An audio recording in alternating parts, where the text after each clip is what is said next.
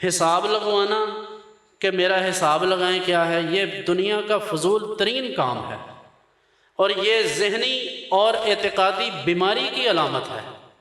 نبی کریم صلی اللہ علیہ وسلم نے فرمایا، یہ مفہوم ہے حدیث کا، کہ جس شخص نے کسی سے جا کر اپنے ہاتھ کی ہتھیلیاں دکھا کر یہ کہا کہ میری قسمت کا حال دیکھو، حضور نے فرمایا اس نے تو میری شریعت کا انکار کر دیا۔ تو یہ ساری ضعیف الاعتقادیاں ہیں کہ آئیں آپ کا حساب لگاتے ہیں، اور حساب ایک ہی ہے، بس یہ والا حساب ہے ان کا، اور کوئی حساب نہیں ہے۔ باقی سب فنکاریاں ہیں، اداکاریاں ہیں، اٹکل پچو ہے، اندازہ ہے، علم العادات کے ساتھ بھی لوگ لگا لیتے ہیں، کبھی صحیح ہو سکتا ہے، لیکن حتمی علم صرف قرآن کا ہے۔ جو صحیح اور مستند ترین بات ہے وہ صرف رسول اللہ صلی اللہ علیہ وسلم کی بات ہے۔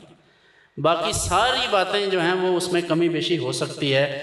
آپ کے اوپر جادو ہو گیا ہے، آپ کا کسی نے کام باندھ دیا ہے، آپ کے شادی میں رکاوٹ آ گئی ہے، کسی نے کچھ نہیں کیا، یہ سب اللہ کی طرف سے ہے۔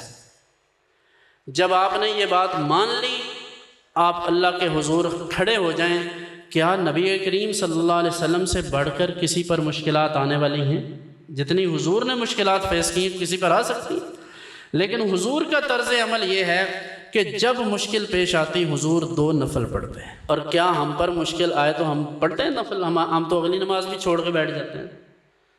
تو اس لیے میری گزارش ہے دست بستہ کہ اس قرآن کو الماری میں غلاف چڑھا کر سنبھال کر رکھنے کے لیے نہیں، بلکہ اس کو پڑھنے کے لیے دیا گیا ہے ہمیں۔ یہ بچیوں کے سر پر رکھ کر رخصت کرنے کے لیے نہیں، بلکہ جب وہ آپ کے گھر میں 20-25 سال گزارتی ہیں تو اس وقت ان کے سینے میں اتارنے کے لیے اترا ہے۔ تو یہ قرآن قسمیں اٹھانے کے لیے نہیں ہے، بلکہ یہ ہدایت کے لیے ہے۔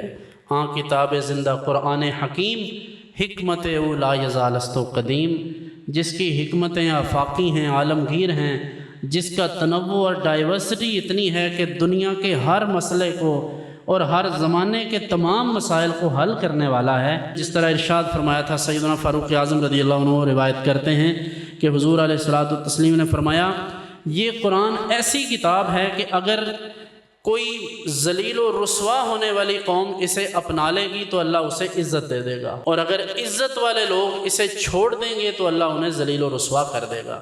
آج ہماری ذلت و رسوائی کا کوئی اور سبب اور کوئی اور باعث نہیں ہے، صرف یہی وجہ ہے کہ ہم اس قرآن سے دور ہیں، ہمیں اس قرآن سے محبت نہیں ہے۔ آپ کو دنیا کی کوئی مشکل پیش آ گئی، کسی مسجد میں جا کر قرآن کھولیں، آپ دیکھیں اللہ کس طرح مشکلیں حل فرماتا ہے، کس طرح اللہ کی رحمت ہمارے شامل حال ہوتی ہے۔ کبھی اس بابے کے پیچھے، کبھی اس بندے کے پیچھے، اس عامل کے پیچھے کہ ہمیں بتائیں، ہمیں تعویذ دیں، اور پھر یہ چیزیں خواتین میں بہت ہیں۔ اپنی خواتین کو کنٹرول کریں اور غیرت مند بنیں، ان کو اس طرح کے تعویذات اور اس طرح کے چکروں میں نہ پڑنے دیں۔ سب سے بڑا تعویذ اللہ کا قرآن ہے۔ حضور نے ارشاد فرمایا، یہ سورہ فلق اور سورہ ناس سے بہتر چیز اللہ نے جادو ٹونے کو ختم کرنے کے لیے نہیں نازل کی، یعنی یہ سب سے بہترین چیز ہے۔ تو آپ یہ آزما کر دیکھیں، یقین کامل ہو، بس اللہ کی طرف متوجہ ہوں آپ، تو اللہ تعالیٰ مہربانی فرماتا ہے۔ کسی نیک بندے سے دعا کروانا اس میں کوئی حرج کی بات نہیں ہے، لیکن اس میں ضعیف الاعتقادی اس حد تک ہے لوگوں کے اندر کہ تعویذ اور تعویذ، نہ قرآن نہ حدیث نہ حضور کے کوئی فرامین کی طرف توجہ، نہ اہل بیت نہ صحابہ کا کوئی معمول پیش نظر۔